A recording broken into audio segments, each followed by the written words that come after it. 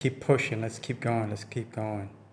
In this video, I want to talk about sending money to Africa for your business to get started, or sending money to Africa for any business projects or any building projects whatsoever, and how you should do this to avoid big problems. So, there's a story that is as old as time, I feel like. And I've been hearing this story over and over and over again for like 25 years, which is some guy who comes to America, where I lived for 25 years, and maybe he caught a lick. Catching a lick is you got a big break financially. Maybe you got your first job, first real job that pays your salary, not hourly. I remember the first time that I got a job that paid me a salary over like the hourly wages. Man, I was so hype. I must have spent the entire first check on going out to drink and party. That's how happy I was. It wasn't very much money at the time, but to me it was a lot of money. Because I knew, hey, I could slack off here and there, but at least my check will be on time and it'll be a specific amount of money. It was guaranteed. That check was guaranteed. It was sweet. My first check was amazing. This is in 2006. I'll never forget. 19 years ago. My first real check. And prior to that, I was doing these odd jobs like working at the Gap.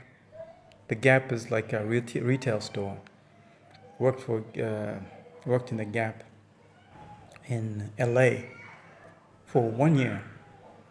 I used to, like when people try on new clothes and then they have to go to a fitting room. So I was the guy that was taking those clothes and putting them back on the shelves. So the Gap would sell jeans. People would get those jeans from the shelves, go try them on in the fitting room.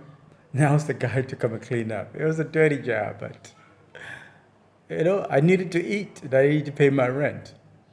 And I survived. It wasn't very much money. And then prior to that, I was washing dishes in college, in university. My first job ever was washing dishes. Even then, when I got my first check after working like one long weekend, because I'd covered somebody else's shift, I was so happy. I must have blown that first check on new clothes. I went to a place called Ross. It's a store. It's a clothing store in California called Ross, R-O-S-S. I bought some new clothes. I was shining, man. My first check was $72 after taxes for one weekend. But back then, $72 was equivalent to like $300 there. So imagine, yeah, there's a lot of money. And I blew the entire check on fresh gear because I needed to, fresh drip. Yeah, not gear, fresh drip. Damn, old. I remember when I was blowing my first check and when I was working my first jobs, it was always sitting at the back of my mind that I needed to start investing back home. Some way, somehow. And I didn't know that all the information that I know now, I didn't know. It wasn't until I started to listen to people's stories and how they were getting scammed, especially by people that knew them, relatives especially. Man, that's when I knew, hey, I can't do that. I gotta avoid that. Wisdom is learning from somebody else's mistakes so you don't repeat those same mistakes. Unfortunately, a lot of people do not learn from other people's mistakes because their ego will not allow them to. Even asking the right people, you need to know who you're asking. You can't just be asking anybody. Us immigrants, when we're out there, it's a very lonely journey that you will most likely be around people that you're comfortable with, and these are people that are from your own tribe, your own country, or whatever. But I avoided doing that, hanging out with people from my country all the time, because when people know you're from the same place, they get too used to you, and then they get too familiar and too comfortable with you. They're not going to give you the real information that you need. In my entire 25 years in the United States, the group of people, the tribe of people that have given me the most information on how to move out here, there are two of them. The first one is the Ghanaian community, people from Ghana.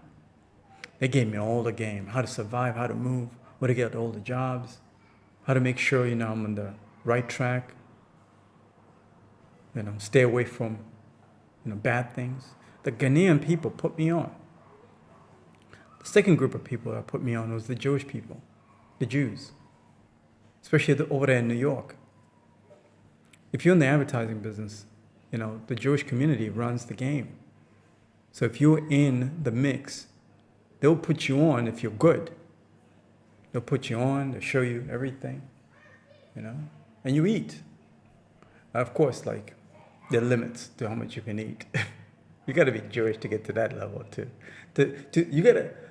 In order for you to get to their level, once they put you on, you got to be like them. You know what I'm saying? You got to be like them. So which is why you got to create your own lane. Learn from them, then you create your own lane. That's how you move.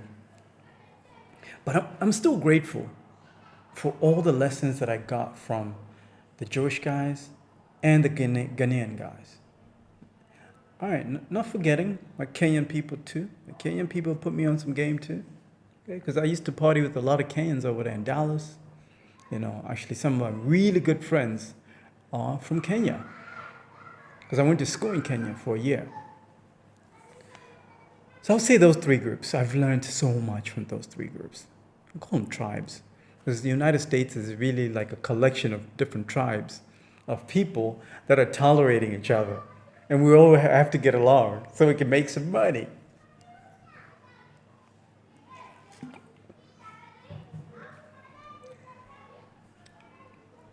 There were so many stories that I would hear from my Kenyan people, from my Ghanaian people, about somebody that sent money to Africa for a building project, especially for a building project or land. And these were the days when we didn't have internet. We didn't even have, no, not internet, I'm sorry. We had internet, but we didn't have social media, and we didn't have YouTube. And getting access to information about Africa was quite difficult 25 years ago. Even 20 years ago, getting access to information about what's really happening in Africa was quite difficult. It's only if you had,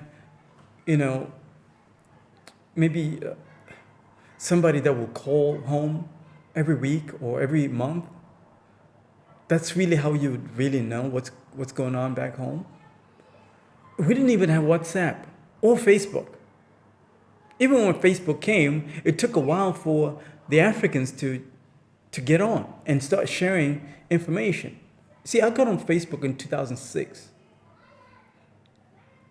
Back then, we didn't have too many Africans posting about what was going on in Africa. But now, Facebook and Instagram is jam-packed with, if I need to know what's going on in Ghana, and I haven't been to Ghana since 1996, if I need to know what's going on in Ghana, I just go to Wode Maya's channel. I go to YouTube. There are tons of other creators, American creators, African creators, that are putting out content on what's going on in Ghana. So when I show up to Kotoka International Airport like this, in Accra, it's as if I never left in 30 years. I just pick up where I left off in 96. So it's as if I never left. That's how much access to information, we have in 2025. It's an amazing time to be alive right now. And this is the most amazing time to start a business in Africa right now. What I couldn't do back then was access enough information about what's going on in Africa and make informed decisions. I didn't have that.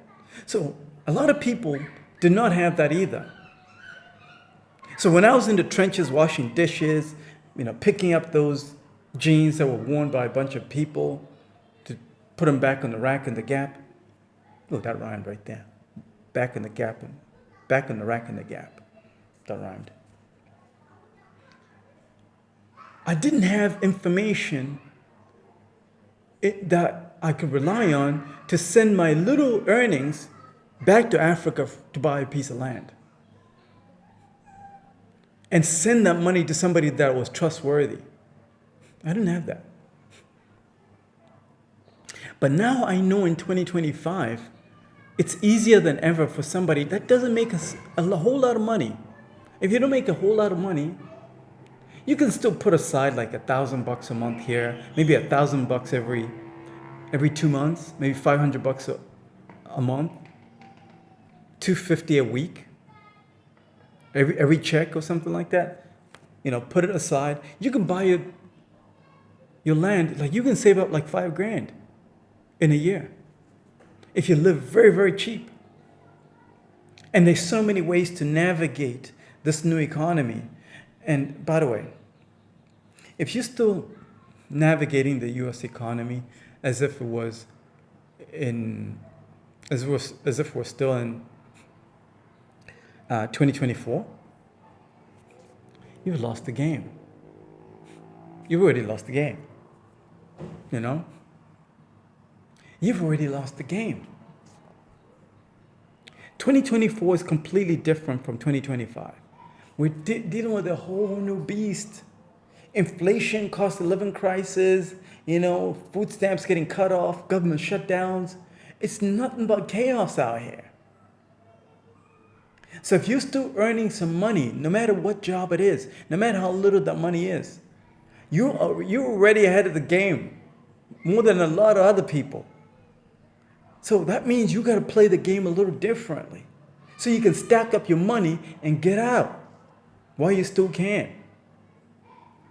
If you need to know how, some of the creative ideas on how to navigate in this new economy, schedule time. I'll put you on some game on how to really navigate, especially if you're single, you don't have any kids, you're not married, you're not in a relationship.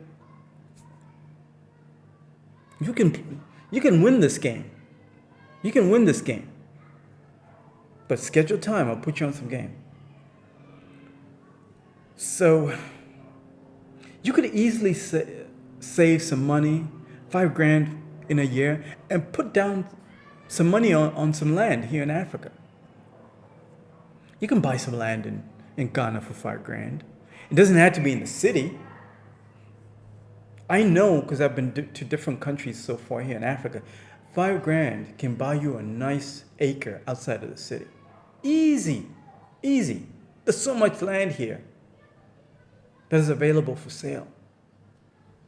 And even that land that's worth $5,000, even if it's half an acre, it's still good.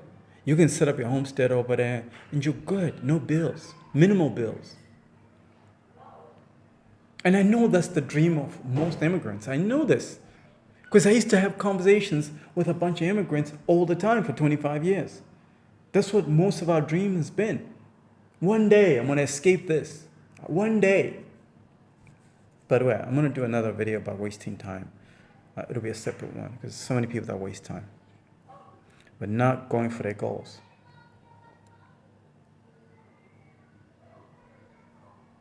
What I'm saying to you guys is this. There's so many ways now with access to all this information on YouTube, Facebook, and Instagram that you should be in a position to be making informed decisions on how to send money for your business and your investments, whether it's buying land or some building project. You should have enough information. I knew back then that if I'd send money to Africa, people are going to be eating better than me. I knew this already. It's a scam. It was a scam back then, and I knew this. So how do you avoid getting scammed when you're sending your money to Africa for business or different projects. It's simple. Consume as much content here on YouTube as possible, and then there's no way out of this, but you have to come and start doing things yourself. You're in a better position now in 2025. Instead of you sending, let's say, $10,000 for a building project, you're in a better position now to use that 10 grand to come out here and spend 6 months. You can survive on 10 grand. More than survive. You can thrive. 10 grand in 6 months. You live cheap. See, the American market and the Western markets have already changed. Jobs are not paying as well anymore, and things are a little crazy. Full-time jobs are not a thing. You can't rely on a full-time job. So if you're saying, oh, I can't travel because of a full-time job, you already played yourself. The new play nowadays, guys, is this. If you have the means to go back and forth, you need to be spending at least 6 months while you're grinding nonstop every day. You're stacking up your money because the economy has become a gig economy. So let's say you're doing Uber, DoorDash, and you've got a couple other hustles. Let's say you got 3 side hustles and a part-time job. That's 4, right? You're better off doing those side hustles for 6 months nonstop. You're not sleeping. You're not sleeping. You're on your grind, living as cheaply as possible for 6 months. Until you're almost like burnt out. You're like, oh my God, I can't take this no more. I think, until you're almost burnt out. Then you get out for 6 months. You do what is called a mini retirement. That's what I do. I do mini retirements all the time. I have periods in my business where I do non-stop grind to the point of like, I'm so exhausted that I can't take it. I do that for like 6 months straight. Then I take a mini retirement for like 3 months and I'm out. And all I do in those 3 months is journaling, writing down my goals, meditating, praying, working out, eating right. 3 months. It's like a 3-month vacation where I'm just focused. 0 distractions, no drinking alcohol. And I'm working out every day and I'm grinding. And then I'm focused on what I'm building outside of the grind. That's what a lot of people have to do now. This is what this new economy in the West demands.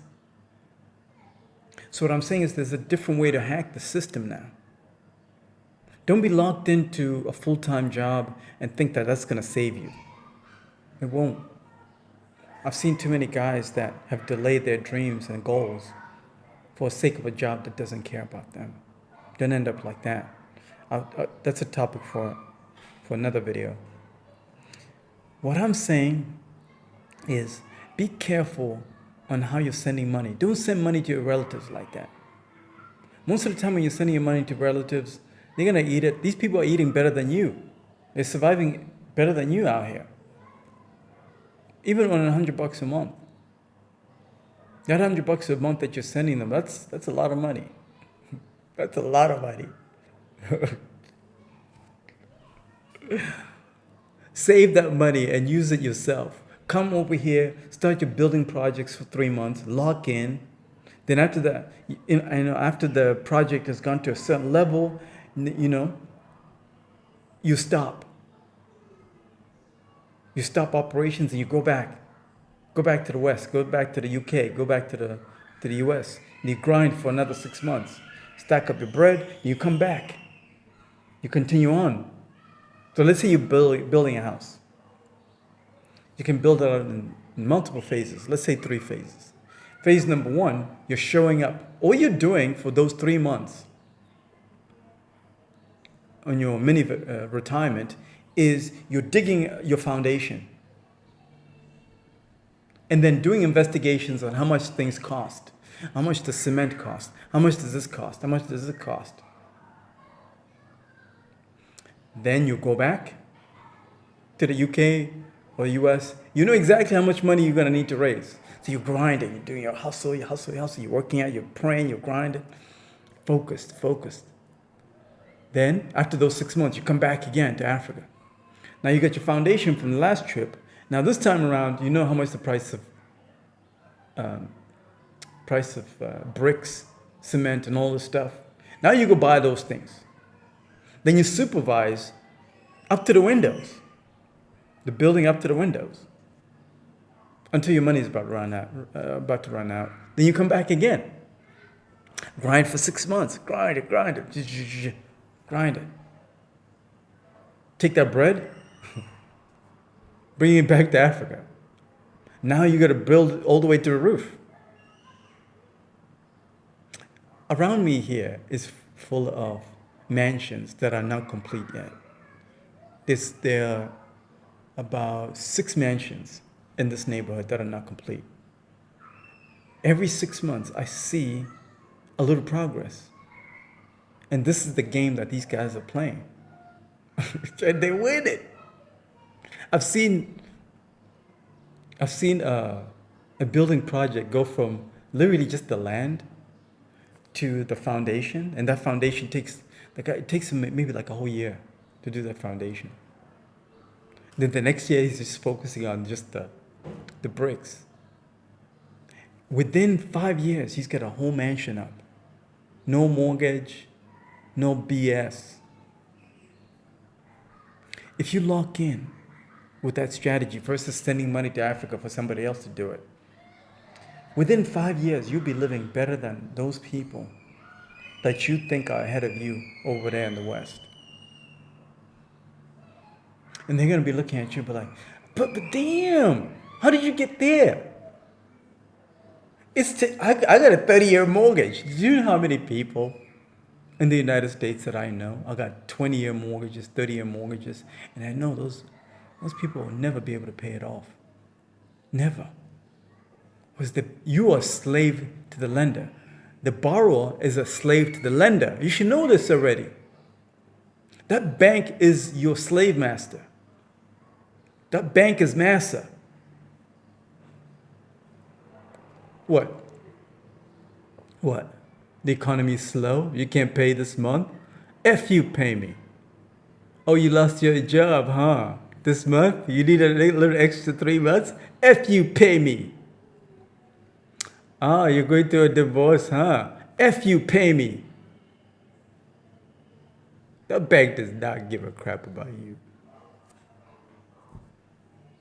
I know a lot of people in the United States that lost their homes back in 2008, 2009, during the first bubble, during the first recession.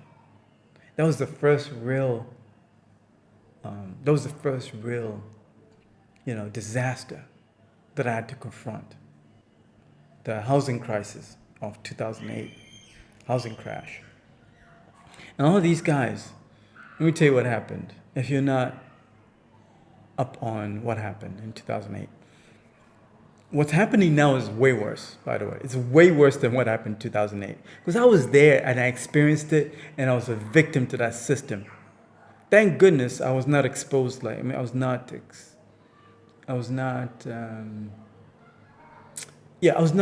too exposed to the damage that, Yeah, is it exposed? Yeah, I was not too exposed to the damage, I think. But I still felt it because I lost my job during that time. Nobody was hiring, so I definitely lost my job. And I learned a big lesson. Everything that I'm doing now, I learned it back in 2008. What not to do. Right now, I still know a lot of those people that would, back in 2005, that was 20 years ago, they got these predatory loans to buy a house. It's called one of these predatory mortgages. You know what I'm saying? Where the bank just says, hey, do you have some source of income? All right, no problem. We don't care if you're a security guard or not. Sign here.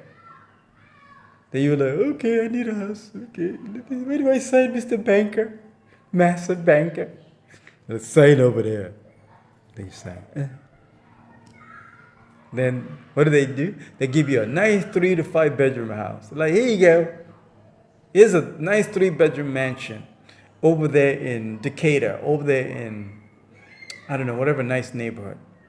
So you and your security job, you're security guard, huh? You just graduated from school and you got your degree. But what you don't know is that the economy does not remain the same forever. Just because things are all good today, it's not a guarantee that things are going to be all good in 5 years from now or even next year. It's not a guarantee. The game is cold. Capitalism is the coldest game I've ever played in my life. The coldest game I've ever played in my life is capitalism. Capitalism will humble the F out of you. It will humble you, man. And you need to know how to play the game. Or else. It's right now survival of the fittest. It's either you are the predator or you're the prey in that game. I don't like either side. I don't want to be the prey or the predator. I just want to be the guy who survives the shit. That's it. I don't need to take advantage of anybody. I don't need to be taken advantage by anybody. I just need to be able to survive and give you all the game and how it works. If you're listening, if you're willing to listen, I'll give you all the game. This is the new play you gotta put in place. And when you put in that play, where you're coming back and forth, you don't have to have a job that pays you 6 figures like that. You can be a security guard, like I said, and live very cheaply. There are ways. Trust me, there are ways. You might say to me, oh, Mufado, but I'm already living very cheap. I'm eating noodles. Nah, there's a way. There's a better way. Schedule time. I'll put you on some game. There's a better way to even navigate that. I'm telling you right now, you're wasting time if you don't put in this work. I hope you got some value from this video. When you are coming back here, like I said, find the experts, find the people that are good in whatever niche that you're trying to get into. Let's say you're trying to figure out how to get into the poultry business. You want to raise some chickens. Watch the content on YouTube about some people that are in your country or other African countries that are, doing poultry farming and all this stuff, so that when you're here on the ground, you can hit up some of these people. Meet up with a lot of them. Build your network. This is the other thing that is completely underrated, is that time you're on the ground building a network. A lot of people don't do that. So instead what they do is they just say, oh, my cousin said we can start a chicken farm over there in, I don't know, Kisumu. All right, good. Let me just send him $500 a month. And hopefully he'll buy the chicken feed and all this stuff. Nah, that guy's pocketing that $500. And he's going to buy himself a nice chips cookie every weekend at the hangout spot, at the bar. On your dime. Yeah, chips cookie is here in Tanzania, in Africa, I think. In East Africa, people love chips and chicken. And soda. Because it's so cheap. And it's so delicious. My God, it's so delicious. Oh my God. I think I'm going to do a series where I'm just going to chips cuckoo joints. Chips cuckoo and soda. I'll put you on some game, guys. Because it's so cheap. You can get like the combo for like $2. You're eating good. Oh man, you're eating good. Maybe $2.53. That's where your money's going to go. If you keep sending your money out here to Africa to your relatives. Find the experts in their fields if you're ready to work with the best. In navigating all of this and making sure you got the right person in your corner, the right coach. For every game you're going to play, you need a coach. So I'll be a coach. Tell you how to navigate the game. Make sure you're not getting scammed. Schedule time. This will be a paid consultation. Schedule time. I'm an expert in East Africa, Southern Africa. I'll put you on some game on how to navigate those markets. And like I said, the choice is yours. It's either you waste time, prey or predator. Choice is yours. Schedule time. Paid consults. Serious people only. Bless up.